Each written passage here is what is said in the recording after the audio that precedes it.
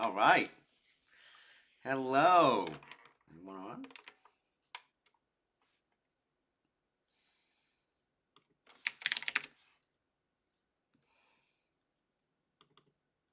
Yeah. Looks like they updated the Twitch chat. Hello. Anyone here?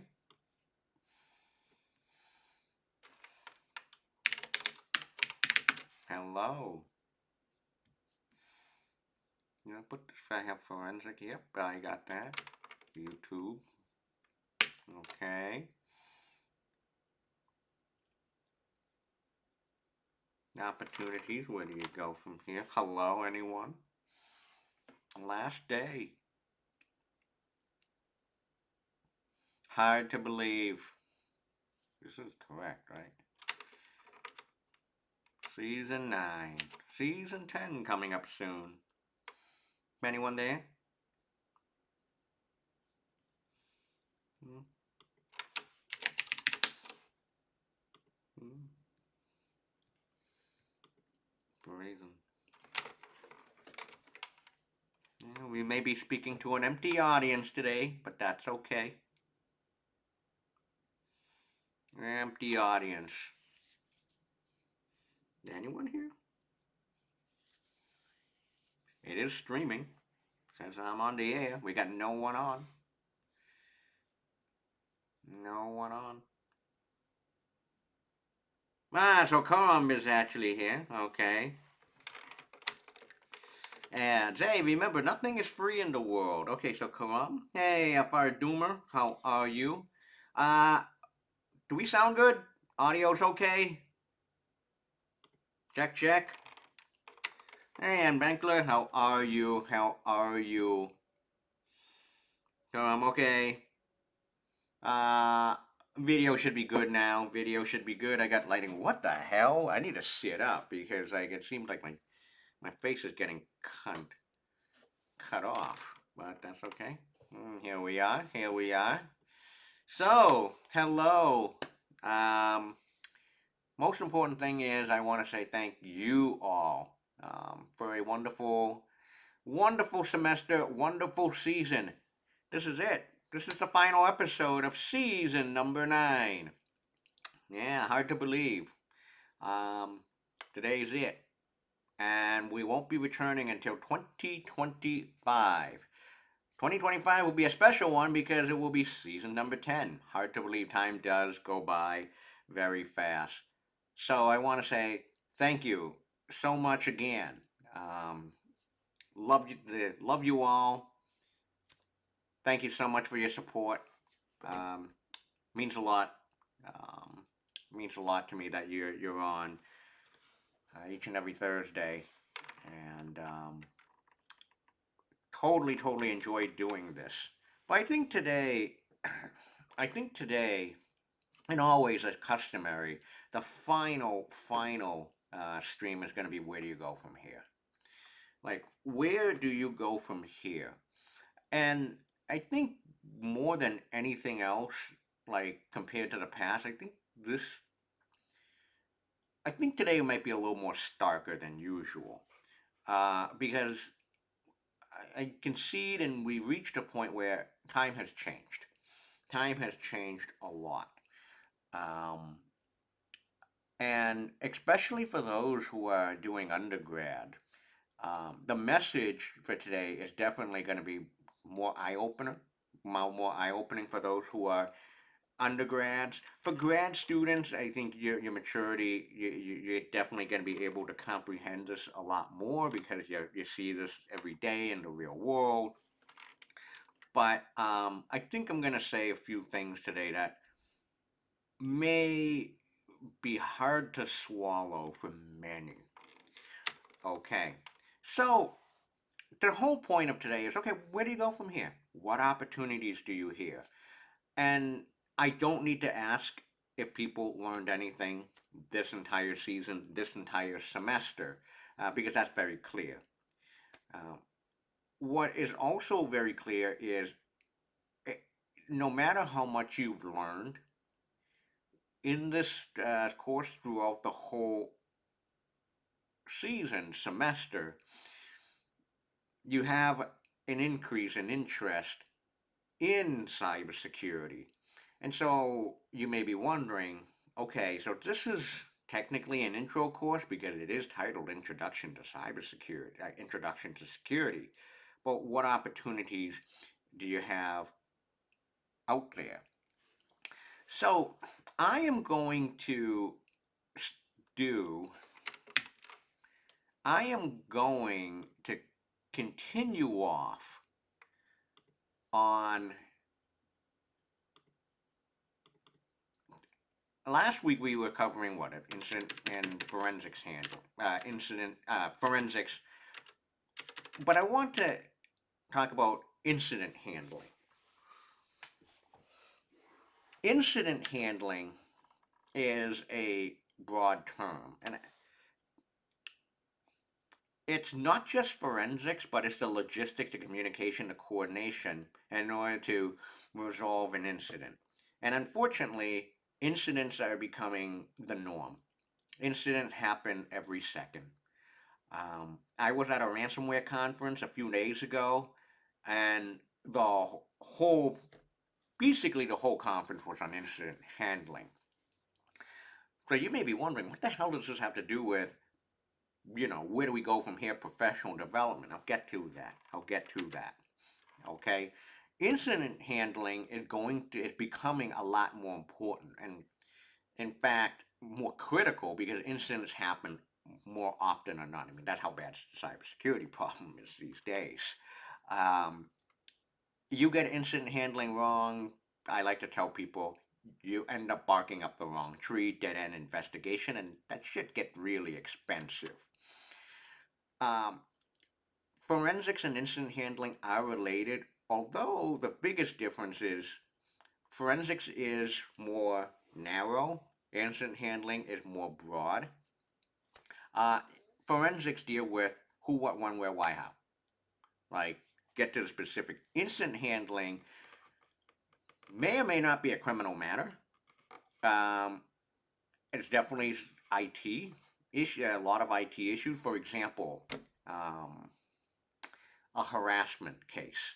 Um, Sometimes that can evolve into forensics, but more often than not, I mean, surely it's definitely an incident of some sort. There are definitely going to be lessons learned for an incident. Also, things that would count for an incident and not a forensics is, for example, all website goes down. DDoS, that's incident handling. Okay, so incident handling is a lot more broad, but where am I going with this and what do you do? Well, okay, and generally speaking, how the phases of incident handling go: preparation, identification, containment, eradication, recovery, and lessons learned. Okay, incident handling can be a course. It actually is a course of its own. Now, if you want to learn more about incident handling, and this, of course, is, the first thing, what opportunities do you have? If you are very serious in cybersecurity and you want to get more hands-on training, I strongly recommend everyone to consider taking a course at the SANS Institute. Go to SANS.org. Now, the SANS Institute, what it is, I'll just go to the about. SANS Institute gives world-class boot camps in cybersecurity. SANS has been around for a very, very, very long time. SANS is where big organization, Department of Defense, sends their people to get trained, hands-on training. Yours truly is also an alum of the SANS Institute. I took a SANS course in 2007. It was, in fact, the incident handling course, and it was worth every penny. It was worth every penny. But you may be wondering, like, okay, if I'm advocating for, if I speak so highly of the SANS Institute, you know, what do I get out of it, and what are the problems? So the great thing is it's taught by the world-class practitioners. I mean, the practitioners, the people who teach a SANS course, I mean, they're just absolute world-class practitioners in the industry.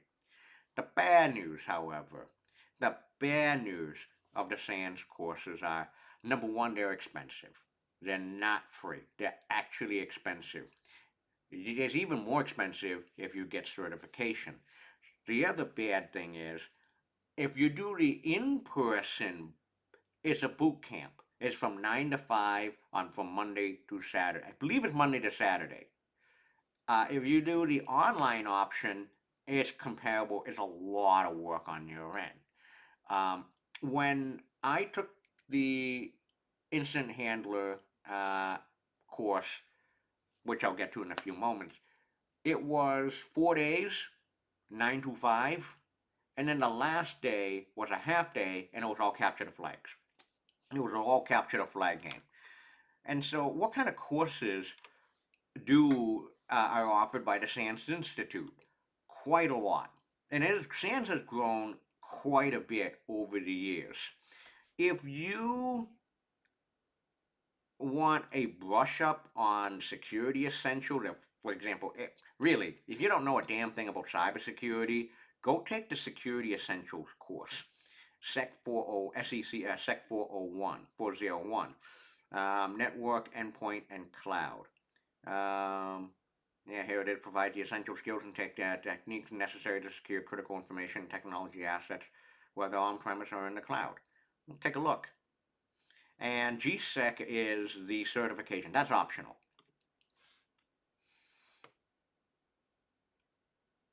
Taught by Brian Simon. Okay, so what will you learn? Okay, ooh, a lot of changes. Advanced threat protection, network analysis, system security, audits, and compliance. I mean, it's pretty broad.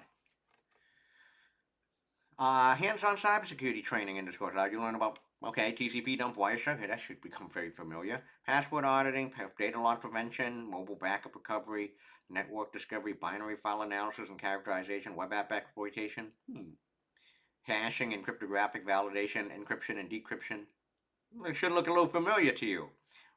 Windows process exploration, Linux permissions, containers. They have the syllabus here. Here's the syllabus. If you're a professional, you want CPEs, it's 46 CPEs. Network security and cloud essentials, sniffing and analysis of network protocol. That sounds familiar. Defense in depth. Password auditing. Single sign-on. A lot. Holy sh. Vulnerability management. Yeah, Nmap. Okay. Malware analysis. Vulnerability assessment. I think you did that. Look at that. OWASP Top 10. So it covers a lot of stuff.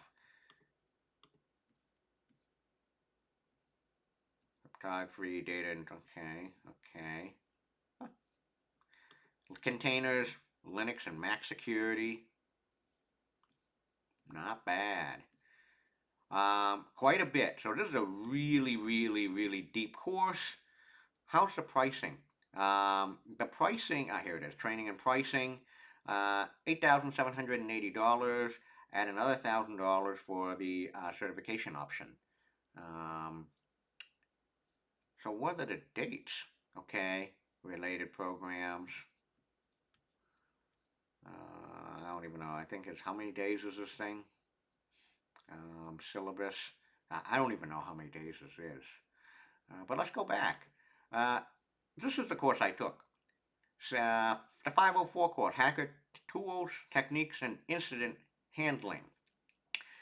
I did take the Certified Incident Handler exam. Back in the days, it was like $300. Let's go to the course syllabus. Yep, I'm an alum. Hey. Back in the days, I think you need like an 85. You had to take 2 exams, multiple choice. Get certified, focus areas, renewal, search. Can I search?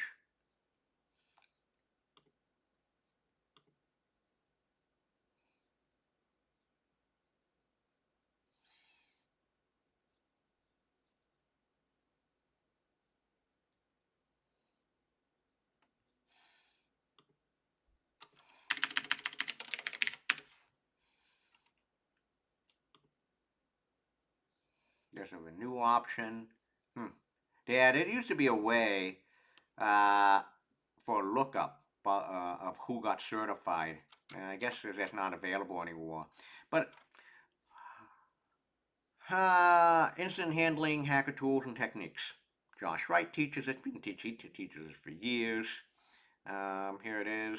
50% of the course is hands-on, where you attack, defend, and assess the damage being done. Yeah. So let's take a look.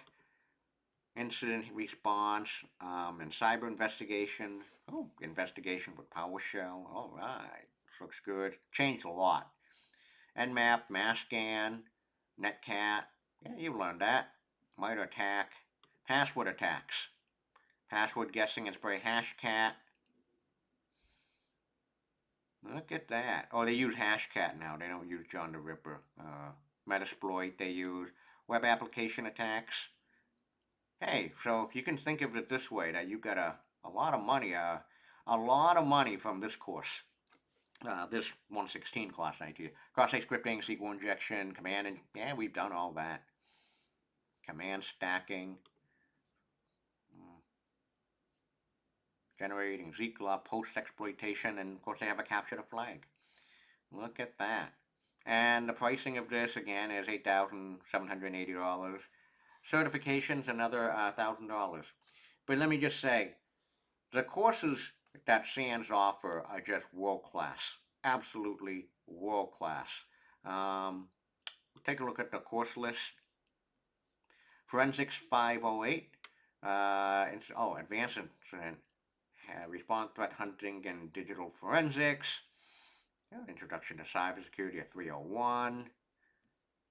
Uh, they got course on SCADA, Windows forensics, enterprise pen testing, open source intelligence tools. Even now, one thing that I know they offer, well, that SANS didn't offer back in the days, was on leadership. Now look at this one's a big one. Must be a big one these days. Data science and AI and machine learning for cybersecurity professionals. Maybe I'll take that one day.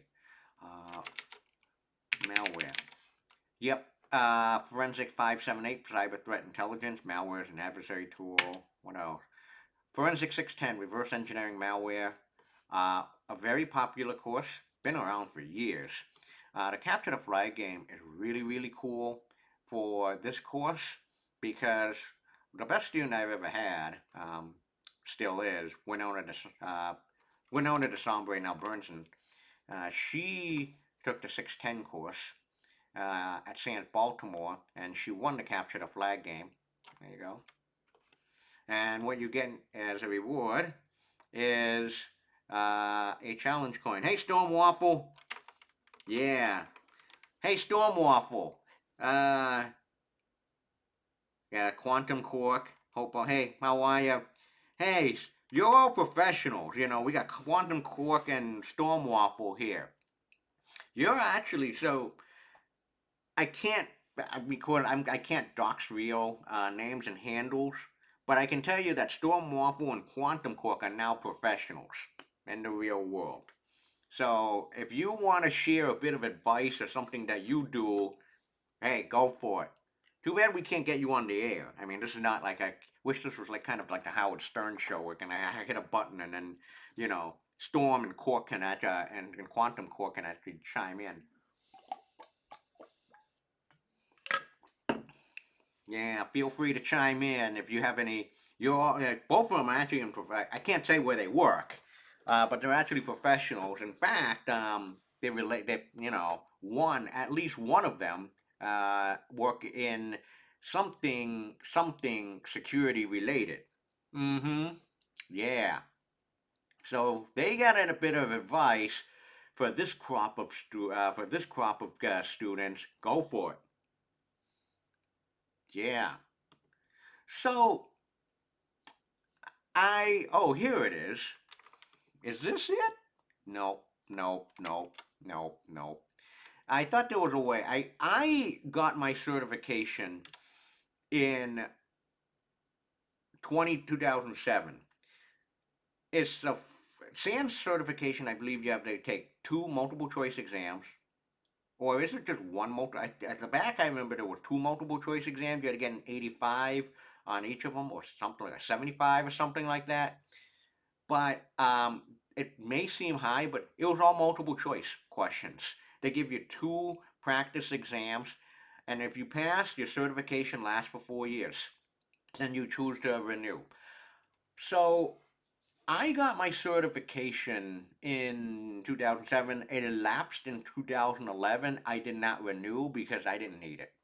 But as a young professional, I mean, anything helped at that time. So for me, who was very serious in cybersecurity, like I got the SANS in Certified Incident Handler certification just as a point to say, hey, I'm really serious about cybersecurity. This is my evidence. This is my this is how I'm serious because I got a certification. Um, Also, on that note, I get this question a lot over the last few years about certifications in cybersecurity. Do they matter and do they help?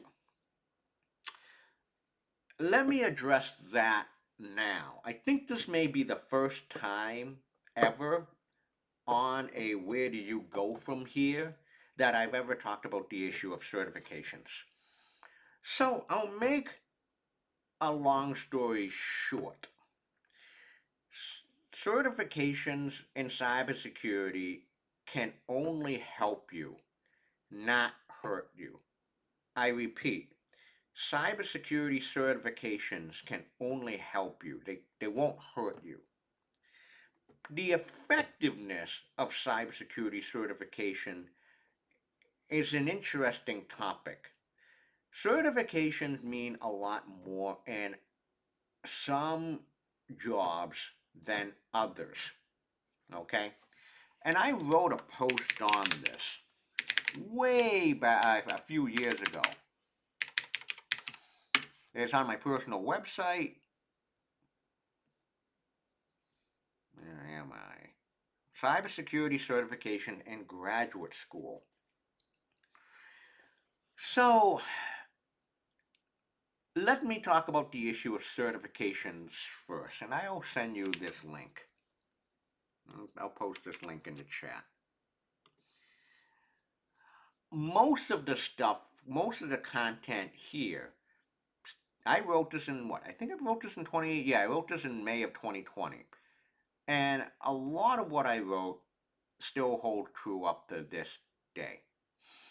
Now, certifications can be extremely valuable, especially if you're young or starting out in the field. I wrote that here black and white.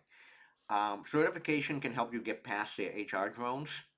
Um, the issue is what certification do you want to do and how much can you afford? Okay, some certification like SANS and the CISSP go really expensive, over $1,000. In fact, for the CISSP, which is considered like the grandfather of them all, you need to renew. You had to pay for a renewal each and every year. Back in the days, it was it was $100.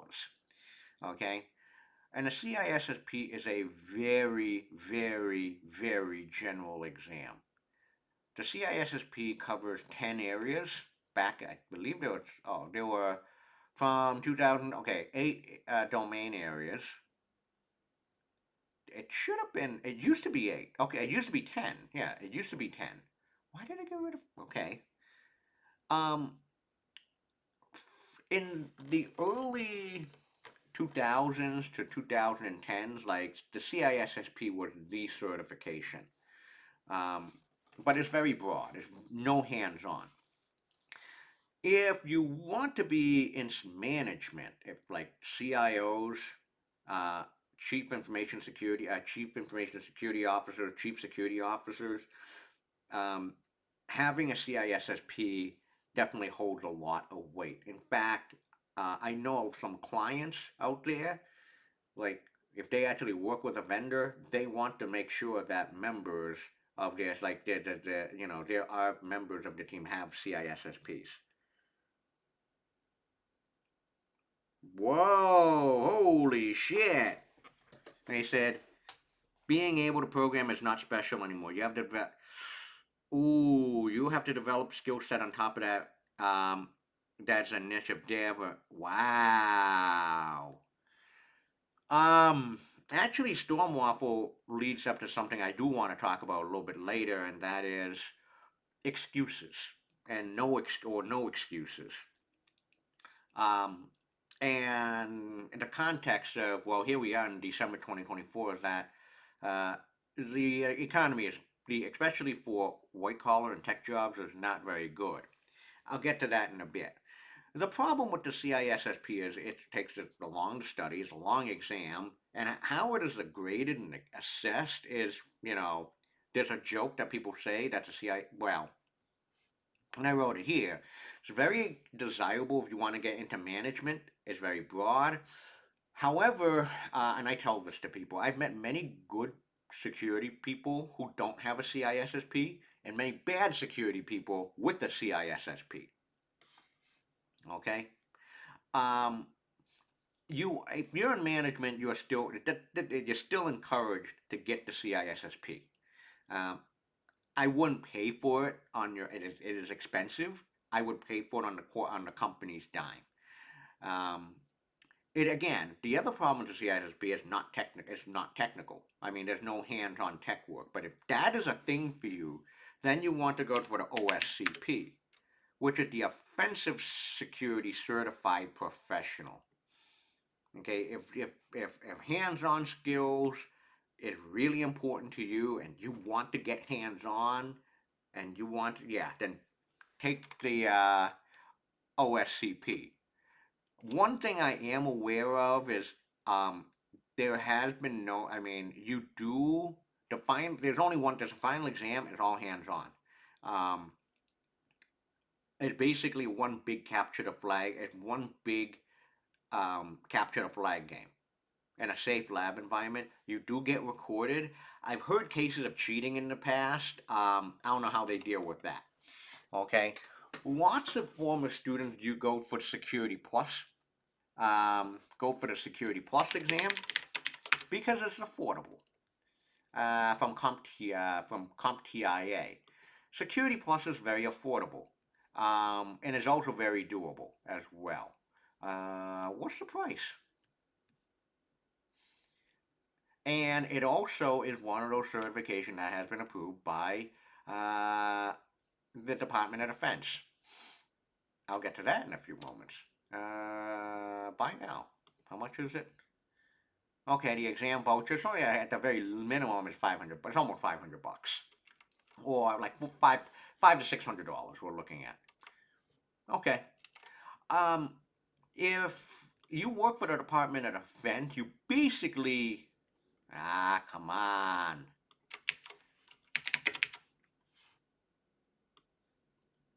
The Department of Defense. Why does this link always fuck up? Here it is. They have a whole list.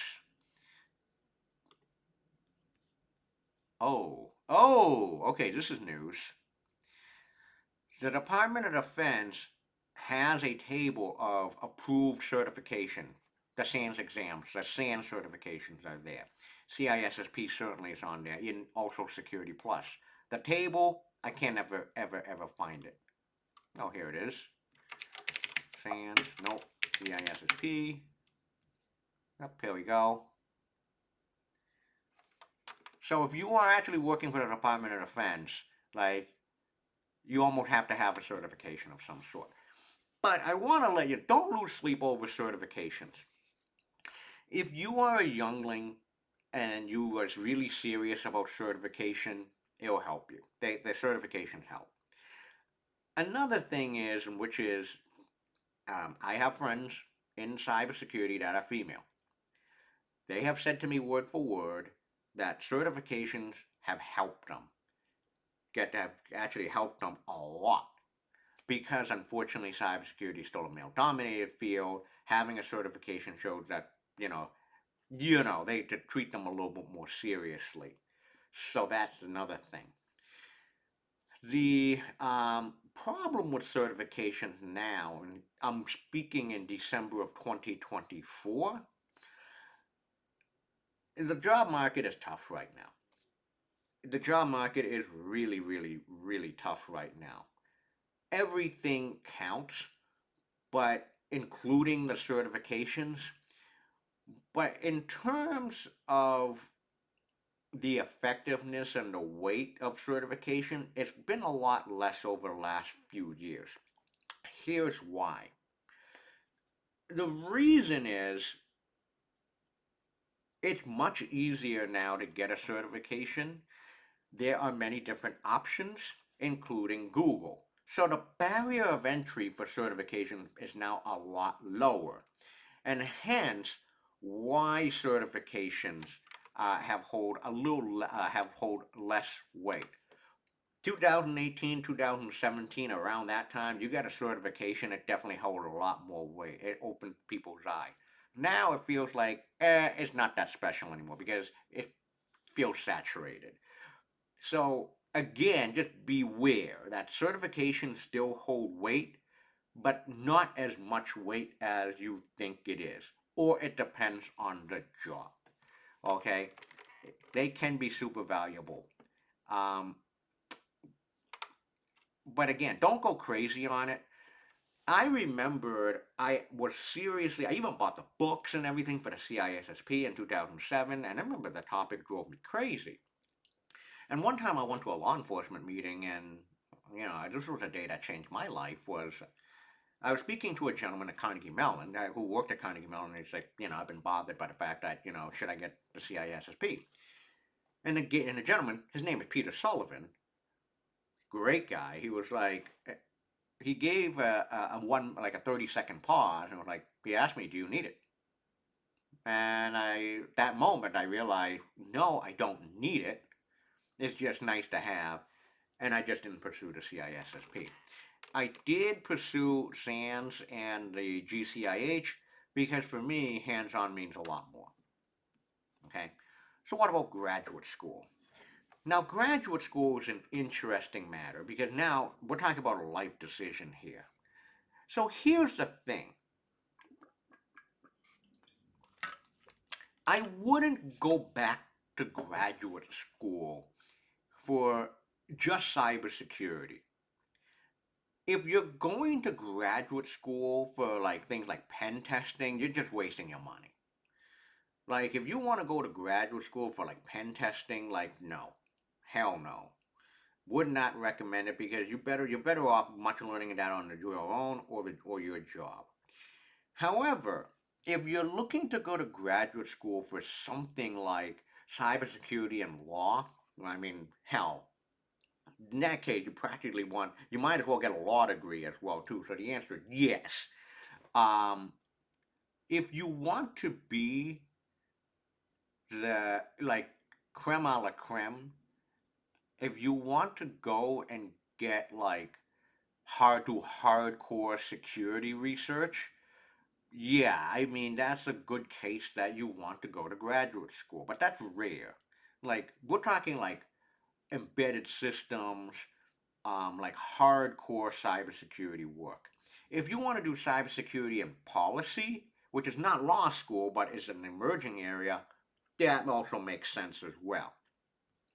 Usually, when I tell people if you want to go to graduate school for cybersecurity and you're fucking serious about it, go to Carnegie Mellon or go to Georgia Tech or Washington or Berkeley and Maryland, the UC, SD, UCSB. I mean, in fact, I almost always say Carnegie Mellon, UCSD, and UCSB because they are home to like the very best capture the flag teams. The Carnegie Mellon team has won like half of the capture the flags at DEF CON. Be afraid. Be very afraid. Don't mess with them.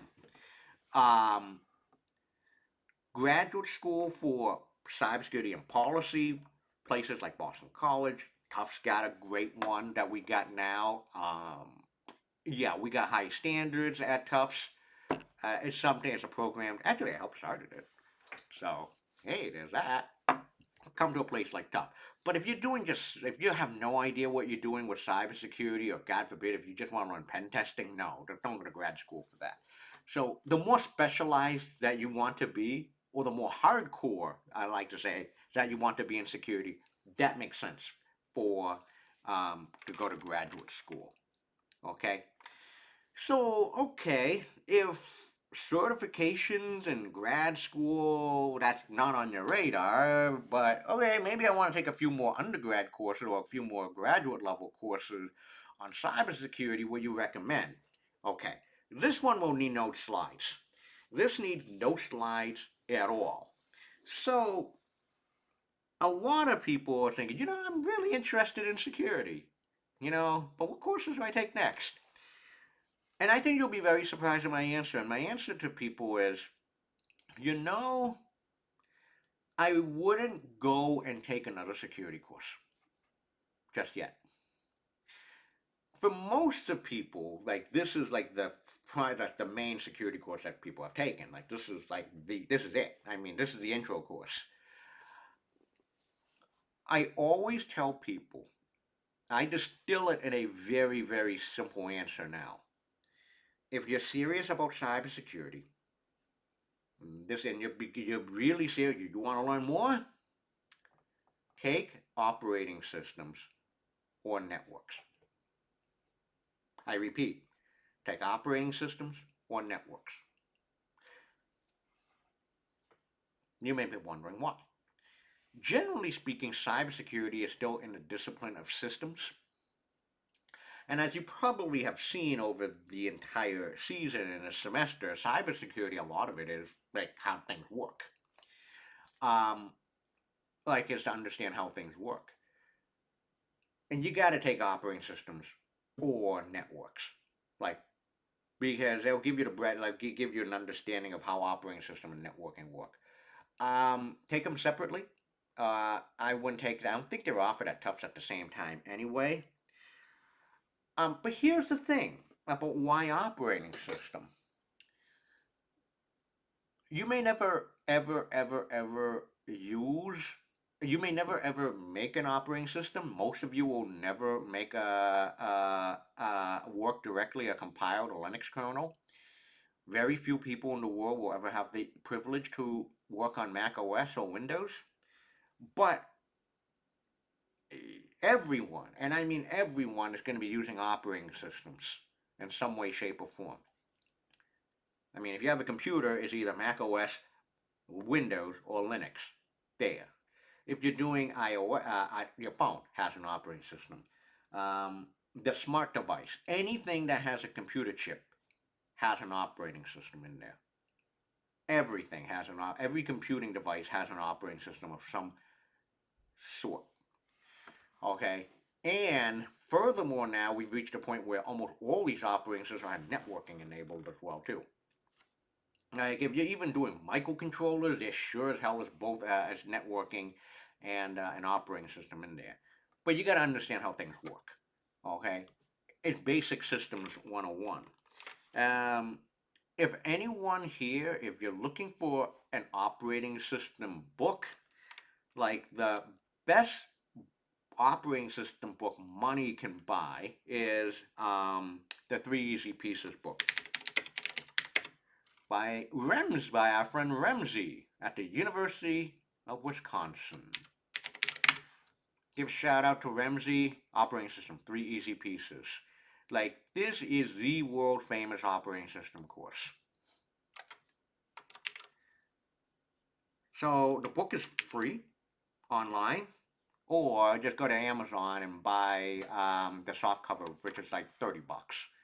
And people have spoken the world about this book. So yeah, at the very least level, it's free.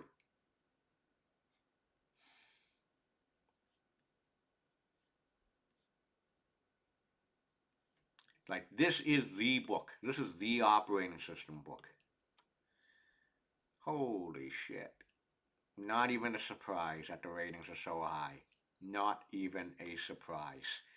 Um, Again, like this is one of those books that will last a lifetime. Networks, and there's a funny story about networks in this. It's like the networks course at Tufts is not easy. It's you write things like servers and you write servers in C, and every time when I shouldn't be saying this, but every time I see Fahad Dogar in the bathroom, it's like, yeah, half of you, have more than half of the students in the network courses was taking took your security course, and they're the reason why they're taking networks. But and there's a good reason for that because, and one common thing that everyone says, like anyone who takes takes networks after they take security, they always said, those couple of weeks when we did networks, like there were times I was so lost. But now I'm in the networks course. It's like, oh, now I know what the hell was going on in security. And it is like 10 out of 10 people they say the same exact thing. Um, once you get the foundation, once you get operating systems, once you do a network, you get the basics of the system. Once you take the three courses, including security, you can, take any security course that you want, read any security books out there that you want.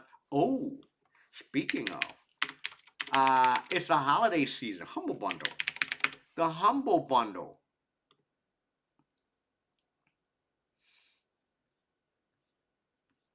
Bing! By No Starch Press. You get, for those of you who have never done this before and you want some like world class security books, books that money can't buy, like the best security books that money can buy, gotta get a Humble Bundle. Each and every year, um, around this time, there is a Humble Bundle by No Starch Press on cybersecurity books. Want to give a shout out to Bill Pollock and his team at No Starch Press. Been a big supporter for years. This is just like this is a deal you cannot refuse. Um, some of the best cybersecurity books money can buy. You get 18 books, and you can pay what $36, and the money goes to a good choice. Goes to either the Electronic Frontier Foundation or the ACLU. So this year, there's Windows Security Internal. Oh shit, I might want that. Yeah, this looks really good. The Art of Analyzing Hacked and Leaked Data by Micah Lee. Evasive Malware. I mean, how much is this? That's $36. Art of Mac Malware. Ethical Hacking. Attacking Network Protocol. Foundation of Information Security. I don't know who wrote that. Practical IoT Hacking. Linux Basics for Hackers. The Ghidra book. Pen Test. I already have that. Cyber Jujitsu, I don't know who wrote that. Black Hat Go, Malware Data Science, I do have that. Real World Bug Hunting, and the Tangled Web. Like, these are some really, really fantastic book. Um, yeah, there's some really, like, if you've never done a Humble Bundle before, I do want Windows internals. I do want that. That looks really good. Um, it's $36, and you get a PDF, EPUB, and Mobi of all the books. And you can use on any device, platform independent. Highly, highly recommended if you are looking for some really, really good security books on the cheap too. And it goes to good, it goes to either the ACLU, and the money goes to the ACLU or the Electronic Frontier Foundation. I've done a few of these before, and each and every year is like really good.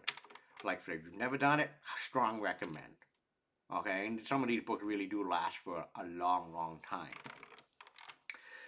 Another thing, so in terms of the academic coursework, gotta take networks and operating system. Books and resources, hey, there's the Humble Bundle right now. That's going on. We talked about certification. We talked about graduate school.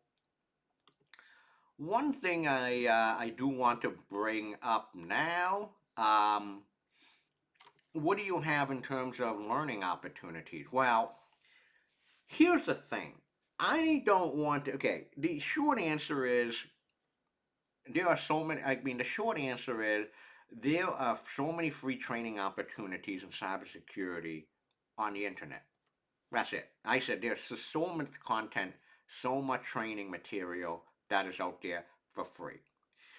The good news is that's a simple message. The bad news is it's not very specific, and people get really overwhelmed. And especially for people who are learning cybersecurity, they get really overwhelmed because the amount of content that is out there. Earlier in this, a couple weeks ago,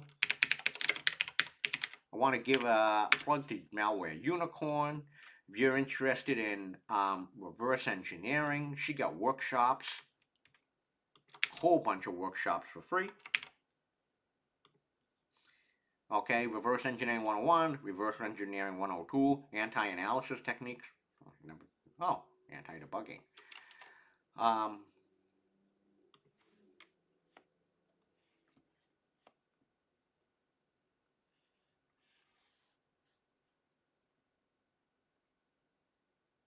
where do I go to the creator?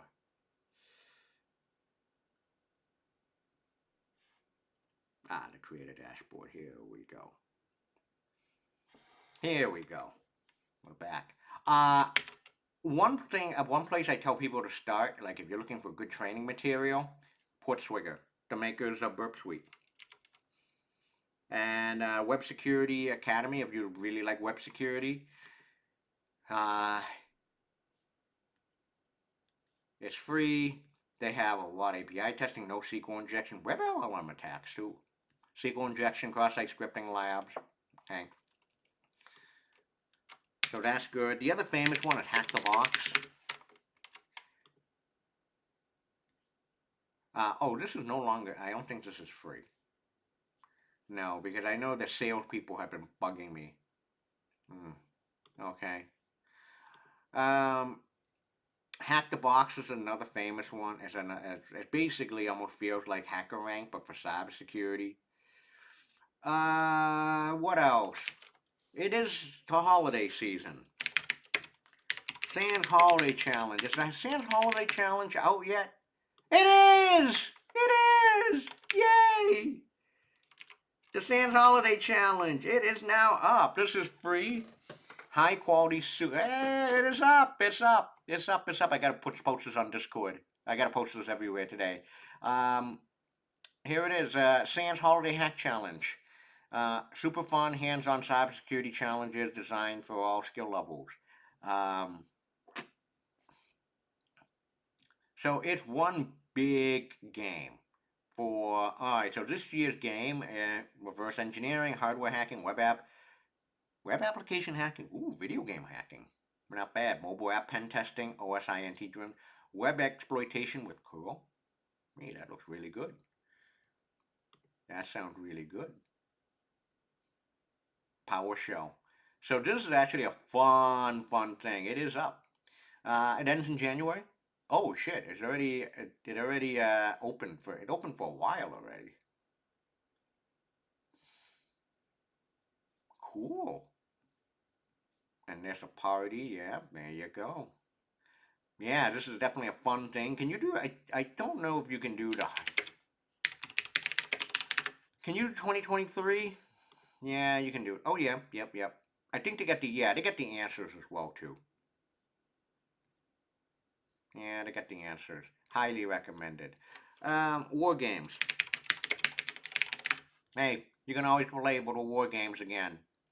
Bandit go to overthewire.org, and there's a whole bunch of other Formula One, whole bunch of other games as well too. Okay, so those are some of way too many activities to learn more about cybersecurity, and it's all on, largely is whatever you want to put in. Now, what about, okay, these are training opportunities, but what if you want to do more like open-ended projects and stuff? Okay, here's the thing. If I were a hiring manager right now, and I know a lot of friends I have are also hiring managers, and they all say the same. They always say, look, given a choice between someone who goes through a master's program and some cybersecurity master's program, or B, someone who, okay, took an old PC, um, built a Proxmox server on it, learned cybersecurity, loaded up a whole bunch by loading up a whole bunch of vulnerable virtual machines on it. Um, they would all pick, including myself, pick option number two because there's just no substitute for that hands-on skill. And it shows your initiative. It shows that you're seriously a serious interest in learning the content that you just cannot see in the classroom. Vulnerable VM. Ooh. Are you ready for this?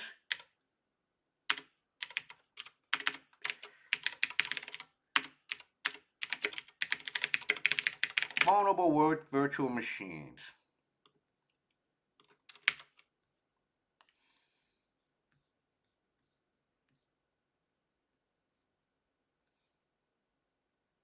PhoneHub? What the hell is PhoneHub?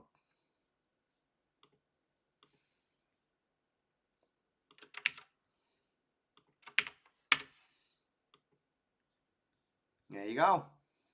PhoneHub. Also, Metasploitable. This is the famous one that we use. Also,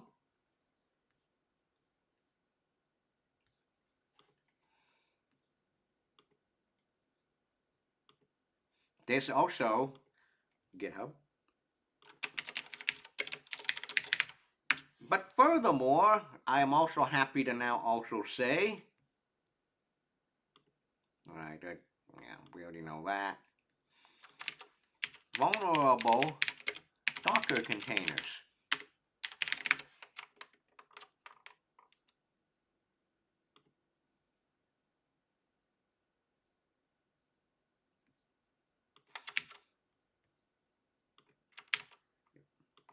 I now use Docker for vulnerable stuff because using virtual machines on the new Macs on the M1 chip is, well, sucks. So on the Mac, I use Docker containers. I do have a server that out there that runs that is Intel, and I can run virtual machine. Oh, here it is. Look at that. Oh, cool. So what I'm trying to say is, if you really are serious in your hands-on skills in cybersecurity,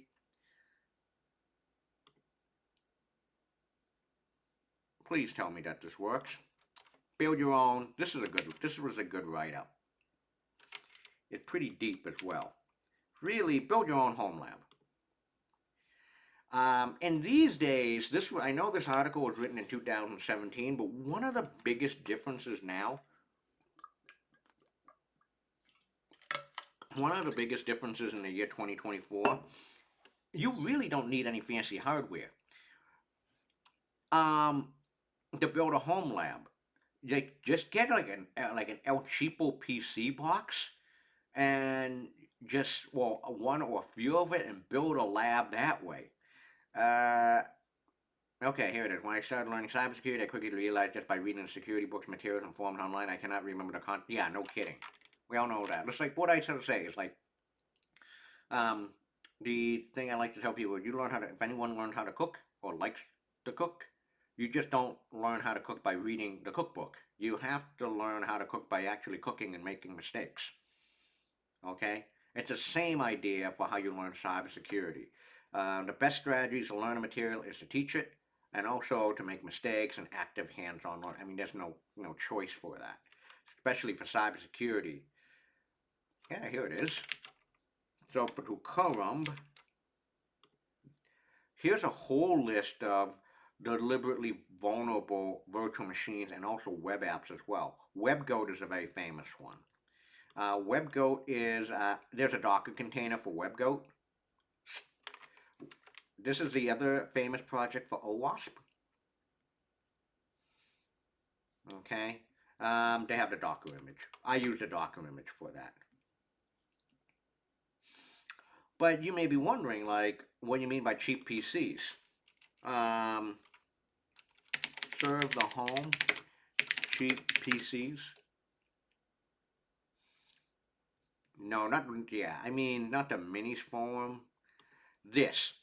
This is the stuff.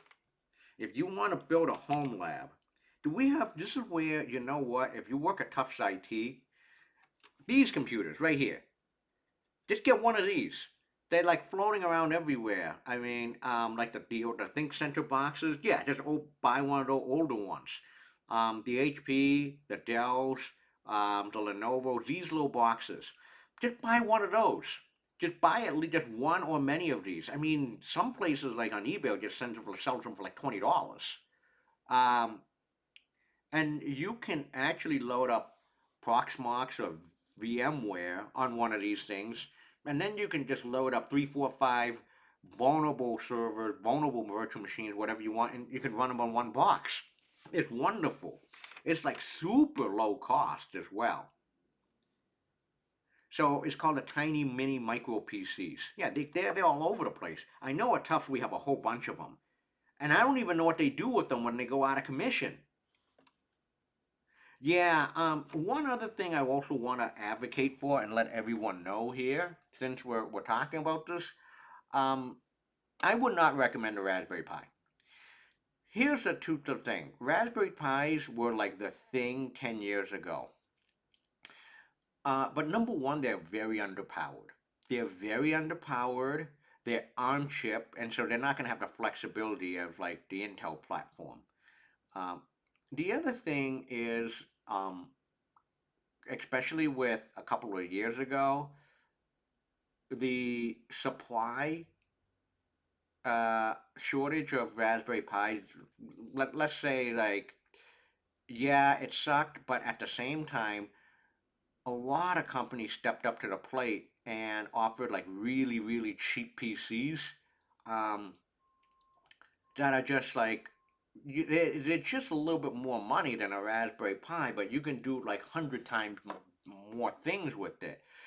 So I really feel like unless like you have like a really niche hobby or a niche project that uses Raspberry Pis, it's just a waste of money. You get better bang for the buck for like the like these cheap PCs, or like the really cheap ass like PCs. Um, you got an Amazon? I got a B-Link. Like these things at a time, like $200, 300, $400. Oh, 100, like one of these things right here, like this $200 one, like this has so much more capacity and power compared to a Raspberry Pi. You just get one of these. In fact, if you buy the whole kit, the whole Raspberry Pi kit, I mean Raspberry Pi, which is like the size of a credit card, is like $75 now. So like, no, just get one of these to run a lab. Ideally, if you want to be really cost effective, just get one of these, like old refurbished, like old Think Centers. Like you go to eBay.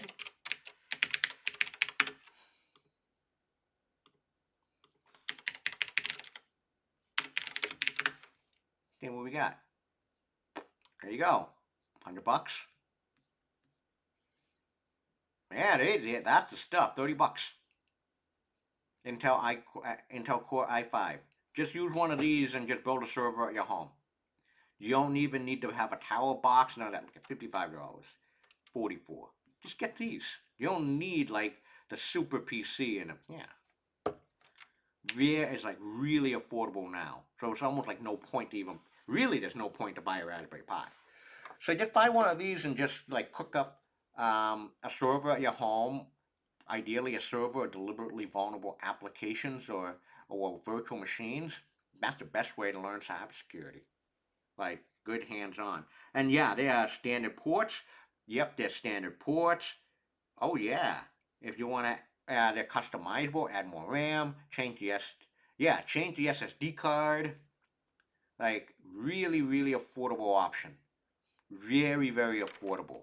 I am very curious now why doesn't Tufts actually? I know a bunch of people at Tufts have these things, but like, where do they go? Where the hell do they go? Okay.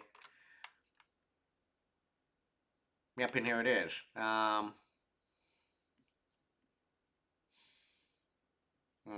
And now it's okay. This article also delves into the Raspberry Pi problem. Like the more you look into it, just get one of these. Uh, I think I'll say the second to last thing I'll say is if you're very serious about cybersecurity, um, the best investment, but this is true for anything, the best investment that you can make is on yourself. Um, if you're really, really, really serious about cybersecurity and you know this is a thing, my next thing I tell people, the thing I tell people is save some money and then take yourself to Vegas for security summer camp in either late August. It's now early August, late July or early August. Uh, Ideally, at the best, go to DEF CON. I asked my undergrad if they could sell VPC. Oh, oh, damn. Oh, that sucks. Yeah, one of the best things I ever did was going to DEF CON in 2006. So, first of all, I mean, now airfare is a little more expensive. Um, you can always monitor for flight, but hotel rooms in Vegas are pretty, like overall pretty affordable. Um, you go to defcon.org. Oh, I'm not in a VPN. What the fuck, guys? What the hell? I'm not on a VPN, but why is a DEFCON site down?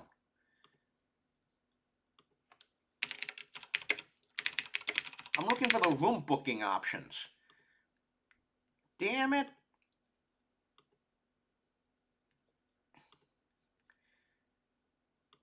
What the hell?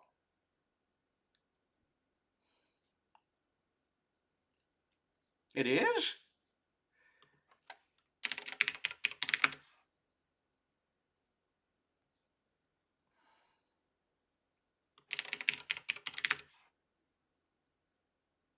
What the fuck is wrong? That's so messed up. Yeah, I mean, the room bookings for DEF CON is already, they're so fucked up. The room bookings are already available. Um, yep, here it is. The discounted rooms. Okay, here we go. And this is the old one. Old reservation. Okay. That's so weird. One of the best investments is take yourself to Vegas, go to DEF CON. You know, although back in the ye good old days it was $100 cash for just a DEF CON badge, it's now like over 400. We have inflation. I've always said to people, if it wasn't for the Wall of Sheep, I would not be where I am today because the Wall of Sheep gave me the education and cybersecurity and also security tools and basic computer networking that I just didn't ever received. Uh, One of the biggest difference now is instead of like 5,000 people, it's like almost like 25,000 people that go to DEF CON now. But there's plenty of people. There's plenty of people who are like, brand new to the field, brand new to the conference. But the key is make friends, talk to people. Um, those are the best learning opportunities. Um, I'm always grateful for the people who I've met at DEF CON, including lifelong friends. Um, they all we all got we're all here. A lot of them, a lot of people help me get to where I am today. I want to give a shout out to the Wall of Sheep team again.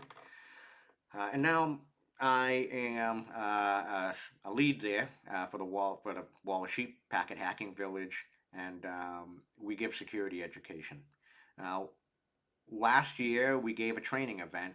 We do brand new workshop on Python and AI. So taking Scapy plus Scikit-learn. That was our workshop last year, and each and every year I still go to Vegas for DEF CON. I mean, my first one was in 2006. Uh, Gone every year except for 2 years. Um, well, actually three because we had coronavirus as well. But for me, I mean, it's like an annual pilgrimage to Vegas in the summer to meet old friends. It's like a family reunion, a good family reunion. But if you're serious about cybersecurity and your field, it's all about people, and it's all about continuous learning. Um, yeah, the fancy dinners and lunches, they count as well. They count a lot as well. Those little things matter in life. But my final message to each and every one of you for today, you've heard a lot. You've heard a lot of like, where do you go from here? Uh, Vulnerable virtual machine, vulnerable Docker containers, um, books, certifications, graduate school, building your own home lab, courses that you can take. And the message is this. We have now entered a time where, and I want to give a shout out and I want to give a thanks to Stormwaffle, and Quantum Cork. You're both here. And I remember talking to Stormwaffle a while back, and it was like, programming is not that special anymore. But I'll go a step further and something that definitely I've been seeing. Right now, I have told people this is easily the worst recruiting year I've ever seen, especially for new college hires and internships. Um, if you want me to tell you the biggest difference, the most starkest difference between September of 2024 and now is I've heard so many cases where a lot of former students, current student, they said their internship did not offer summer return offers. So for the end of the year, I mean, it's not good. I mean, it's the job market for tech and for white collar position is like really really bad. It's gonna get better, but who knows when? But who knows when? Furthermore, I'll also say, since we're on the air today, um, over the last 72 hours, I have received just a bombardment of emails from students saying, from Tufts, that they want a letter of recommendation for the 5 year program.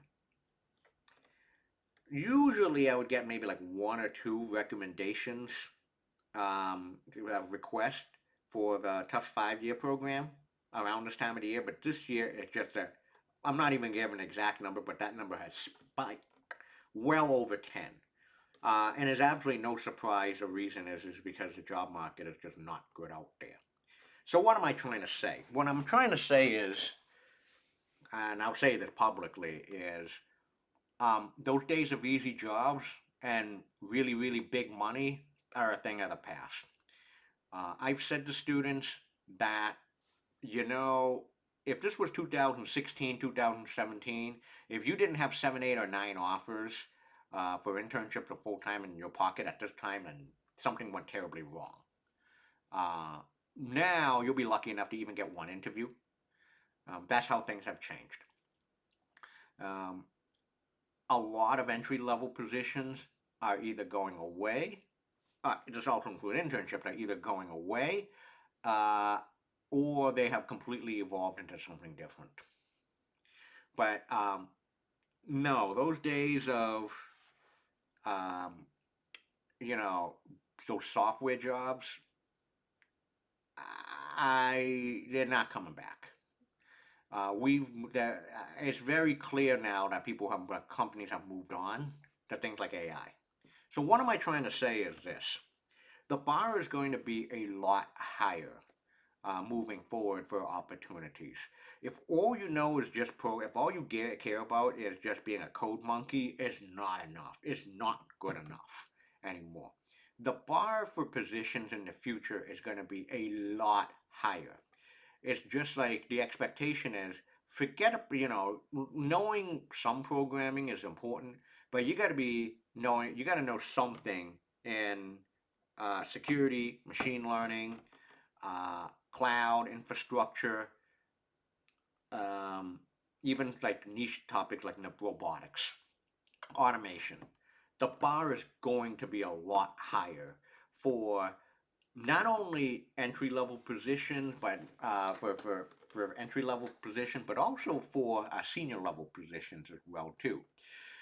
So the more what I'm trying to tell you is this is like where do you go from here is not only is the bar gonna get set has is gonna get set a lot higher, but there's also no excuse now for you to take advantage of your learning opportunity. You have no choice.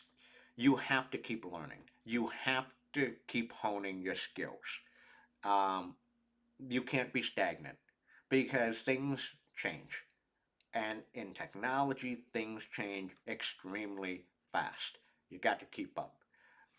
You got to learn new things because as you've learned, like especially in this field, you can be a dinosaur very, very quickly. But you have no excuse to not learn something. I've never said this publicly, but it was a friend, Jeff Cyber, who founded Crashlytics. He told me this over lunch many years ago. It's like there's no excuse to learn, to not learn something. And here we are. And now there's really no excuse to not learn something. For those of you who are going to be spring break, not spring break, winter, who are going to go on winter break, my recommendation, strong recommendation to each and every one of you is learn something. One thing. That could be anything. I don't care what that is. We don't care what that is. Because there's no excuse to not take advantage of that time. So now that is the underlying message of today is where do you go from here? Is well, there's no excuse to not learn something. Like you have to continue to learn and develop. Um, and worst of all, yeah, now in this economy is Frida. What the hell was that?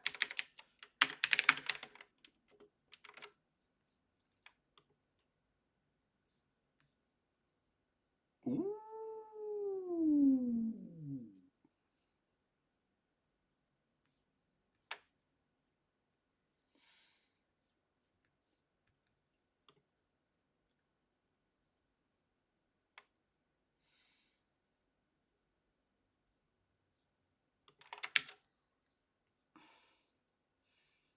Thank you so much, Storm Waffle. I think I've heard of it before.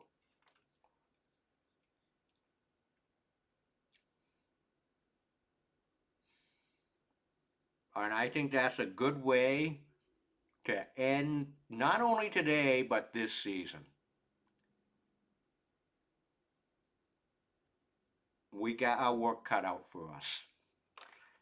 Thank you, Storm Waffle. Thank you, everyone, for a fantastic season, fantastic semester. Thank you again. Wish you and your families a wonderful holidays and look forward to returning in 2025.